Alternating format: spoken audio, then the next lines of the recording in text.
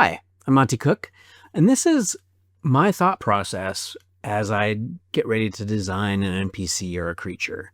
Now, there's lots of ways to go about this, but what I almost always do is I start with the idea not about the creature, what it looks like or its habitat or anything, or the NPC, what's their personality like, or that's not where I start.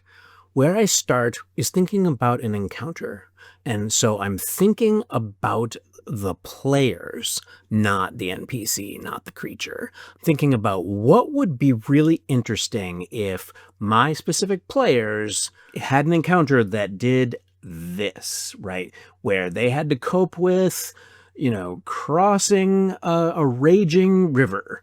And so then I will then design, let's say, a creature that makes crossing that raging river, which is already kind of an interesting moment in a game, even more interesting, right? There's a creature, maybe the water itself is a living being, and that's why the river is raging, is because it's a living being and it's angry, and so the river, rises up to menace or hurt the players or player characters, and they've got to deal with that. Maybe that's a fight, maybe that's an interaction encounter where they've got to calm the river down. And so I always start with that idea of what will make an interesting encounter, and that leads to almost all of my NPCs and all my creatures and all the things that I create for my game.